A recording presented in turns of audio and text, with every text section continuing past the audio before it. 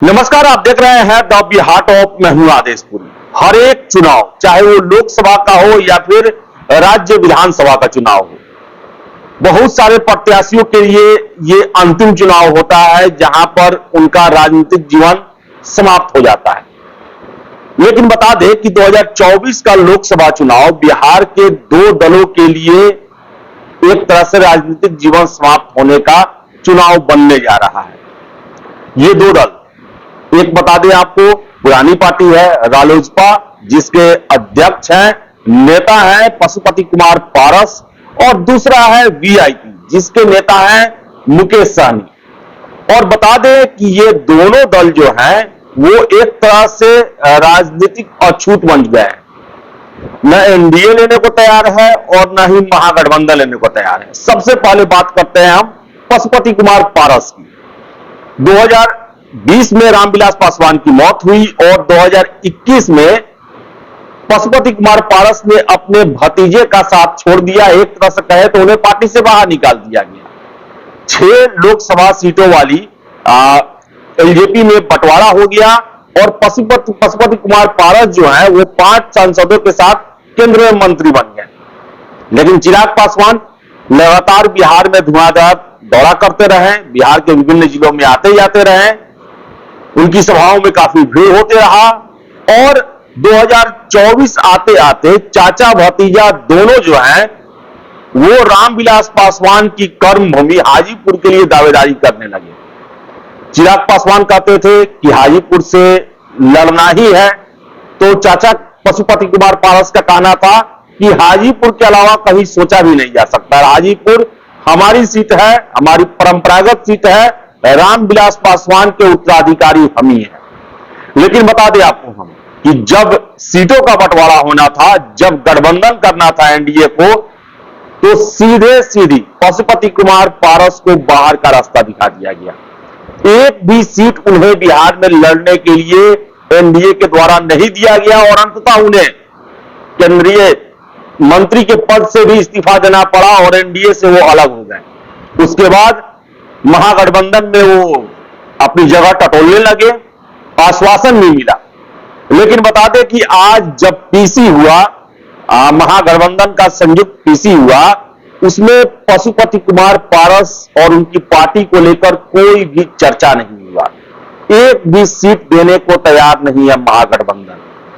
और बता दें आपको हम कि बिहार में सभी दल जो है वो गठबंधन के तहत ही चुनाव लड़ रहे हैं, बहुत सालों से ये चल रहा है। और ऐसे में पशुपति कुमार पारस का किसी भी गठबंधन का हिस्सा न बनना एक तरह से उनकी पार्टी और उनके पॉलिटिकल कैरियर दोनों के लिए अंत का समय आ चुका है।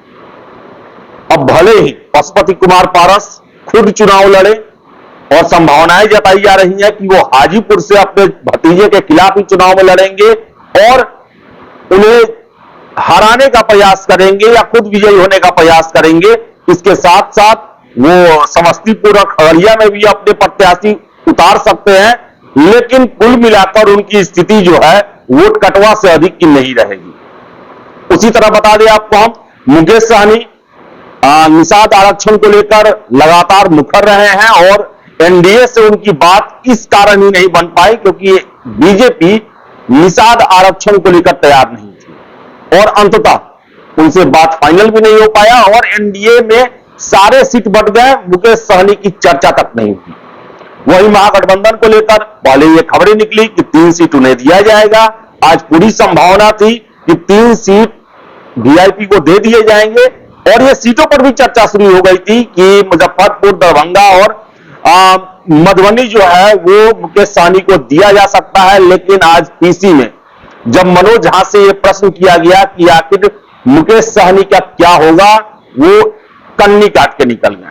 उन्होंने कोई जवाब नहीं दिया इसको लेकर और इससे साफ हो गया कि मुकेश सहनी का पत्ता जो है वो महागठबंधन से भी साफ हो चुका है। अब एक ही उपाय बचता है, या तो कांग्रेस उन्हें 1 सीट दे दे या आरजेडी उन्हें 1 सीट दे दे या दोनों दल मिलकर उन्हें 2 सीट दे दे। लेकिन बता दें कि मुकेश सहनी जो है वो 3 सीटों के लिए अड़े हुए हैं और खबरें ये निकल के आ रही हैं कि वो भी 3 सीटों पर अपने उम्मीदवार खड़े कर सकते हैं और मुजफ्फरपुर से खुद उम्मीदवार बन सकते हैं। हालांकि दोनों नेताओं ने अभी अपने पत्ते नहीं खोले हैं। दोनों गठबंधनों का सदस्य नहीं बनने के बाद दोनों नेता, चाहे वो पशुपति कुमार पारस हो या मुकेश सहनी हो, उनके द्वारा यह अभी तक नहीं बताया गया है कि आगे का चुनावी डगर वो कैसे पूरा करेंगे। तोले देकर यही है कि बिहार में दो दल अंतिम सांसें ले रहे हैं और उनका आगे सरवाइव करना मुश्किल होगा। इसमें एक है पशुपति कुमार पारस की पार्टी रालोसपा और दूसरा है मुकेश सहनी की पार्टी वीआईपी यानी कि विकासशील इंसान पार्टी।